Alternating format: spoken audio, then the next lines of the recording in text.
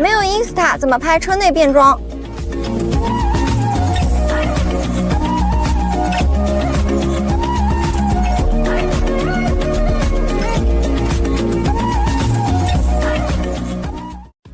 大家好，今天我们拿到的试驾车呢，就是这一辆奥迪E5 Sportback 了。我觉得这个车的外观内饰设计真的好时髦，特别的好看。我个人是很喜欢它的设计的，所以我为它设计了一个特别的开场。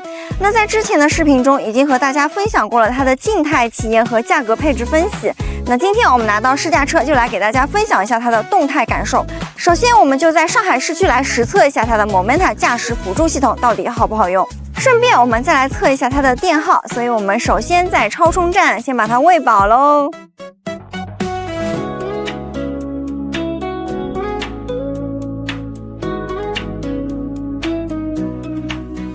那我们这款试驾车呢是旗舰 Quattro 顶配的，然后它的官方的 CLTC 的续航是647公里。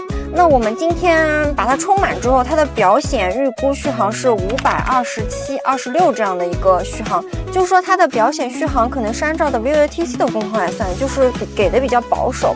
另外呢，因为我们今天是想给大家跑一个电耗嘛，所以把它充到了100%。平时大家自己充的话，是可以把它这个充电上限值设置到90%到95%之间这样的。驾驶模式舒适，能量回收标准，空调设置为22度3档风，小 G 里程及平均电耗清零。下面我们智驾开始，看我们导航辅助驾驶已激活。好的，导航辅助驾驶已激活，感觉它一起步的速度就很快啊。之前呢，我在丰田的博智 3X 上面有试过这个 Momenta 的智驾，当时我就觉得它开的好猛啊，感觉比我人开还要快。现在在这个奥迪上面，我感觉还是挺期待它的表现的。这边有一个等红灯的跟车，现在它绿灯之后又上去了一点，我感觉它这个跟车的动作做的挺老司机的。这边有一个大路口的左转，它识别到了前方有一个助动车，所以稍稍让了一点点，但是马上就转过去了。我觉得它做的非常好，因为像我前面的车他们都开的不太规范，左转你转到最右边车道去，这个是不对的。但是我们这辆奥迪它并没有跟着他们这样瞎开，即将变道。他刚才连变的2根道动作都很果决。即将变道。前面我们要左转了，他很早就变道了。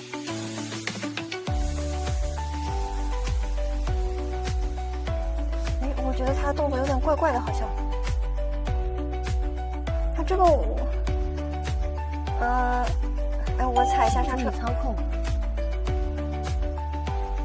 他应该避让一下直行的车辆，但是他没避让。我帮他操作了一下，有点尴尬。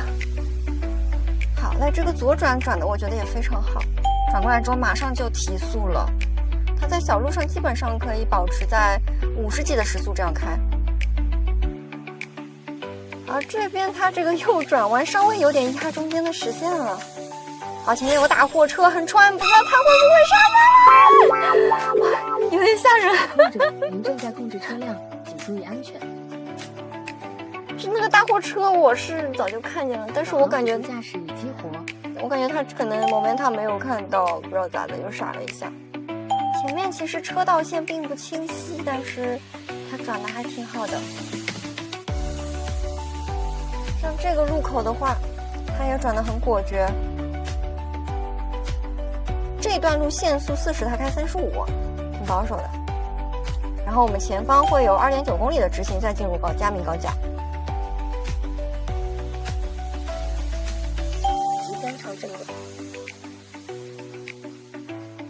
这一段高架路其实是有一点拥堵的，车非常多，但是我们可以看到它这个系统一直在决策怎么样变道可以开得更快，还是很棒的。好，我们现在跑高速啊，把这个电耗也跑下来了。刚才出发的时候20几，现在平均电耗是17了。小 G 里程现在是23公里这样，但是这个电量呢只掉到了96%，感觉还是很抗打的呀。好，现在系统它又开始要决策了，要变到右边去了。即将变道。现在车非常多，它企图向右变道。然后我们后面是一辆阿尔法。感觉变不了呀，这车太多了。但是我们1.4公里以后要向右驶出。它这里有一个它的这个变得有点慢呀，好尴尬，好尴尬。后面的车都在让我，但是它还是变过来了。还行。现在继续要向右边。我发现这个系统很有意思的是，如果是其他品牌的驾驶辅助系统，像这种车很多的情况，向右变道失败，它就会放手不管了，它就会退出支架让你自己去开，或者说就这个匝道就自己开过头了。但是这个车它还是挺负责任的，它变不过去还是会继续变，强行变，还是不错的，我挺喜欢这种风格的。好，我们现在有一个汇出夹道，然后有一个大曲率弯道的，它开的还挺不错的，非常的平稳。我们这个同事在后排睡觉睡得非常稳。请注意操控，请注意操控。哎呀呀呀！请控制方向。OK， 刚才车辆，请注意安全。OK， 刚才它那个不知道为什么它系统没有识别出来，那个应急车道就直接开到那些实线上去了，然后我就自己接管了。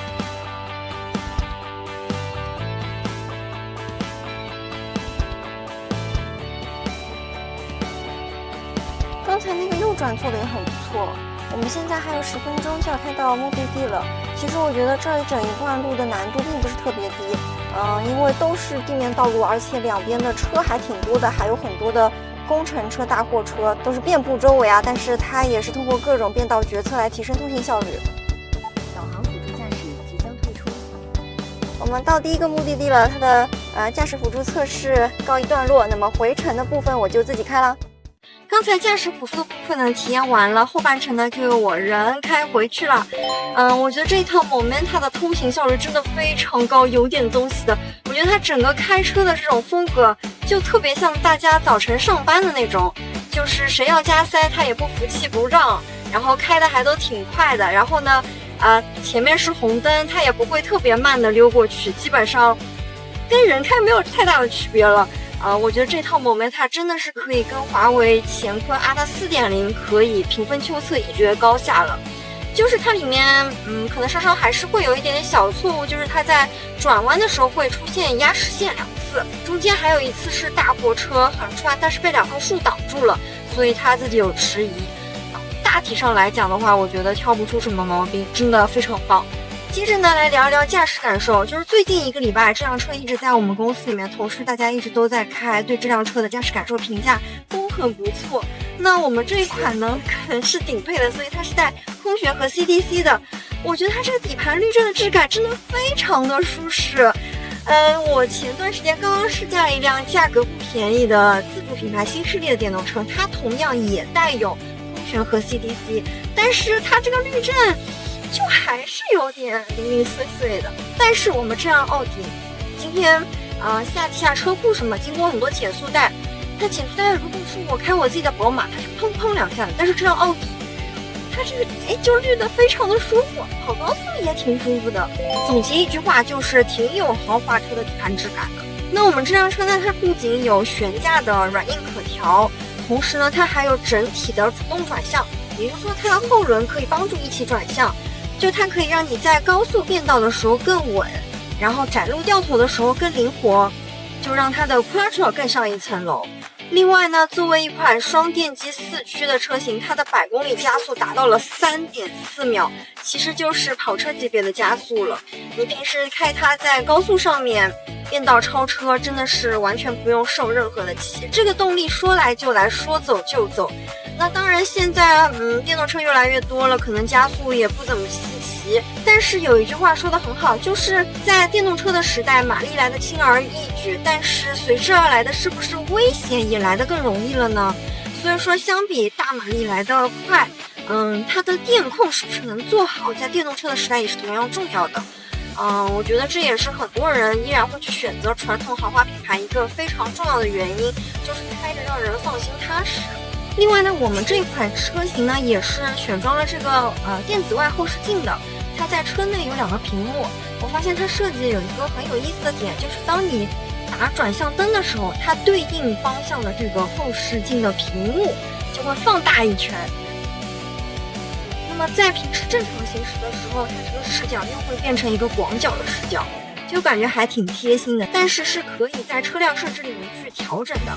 另外呢，它这块屏它也是个触屏，比如说你要调整后视镜的角度的时候，你就直接按这块屏用手去拖动就可以了，然后保存记忆。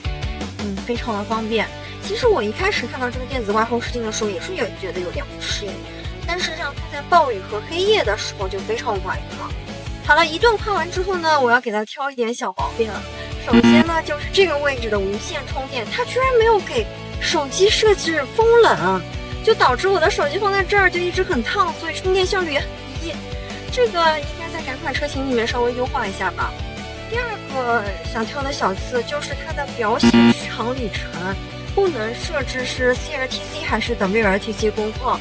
那我和我的同事找了一圈都没有找到这个设置在哪，就是不明白它这个表显的续航是在什么样的工况条件下计算出来的。但是其他品牌的电动车是有这个设置的哦。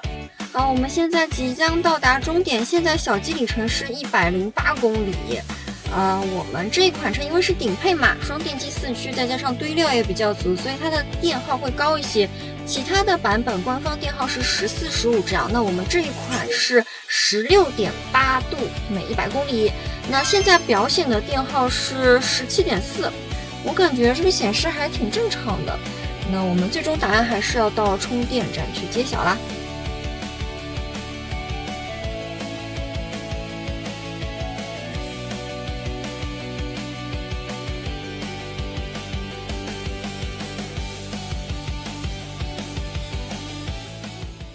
OK， 那刚才呢我们就完成充电，又把它充到100%，充到自动跳枪，所以这个电耗的结果就揭晓了。但是今天天空又一次非常的不太作美啊，就是到行程最后20分钟的时候下起了大暴雨，我们转站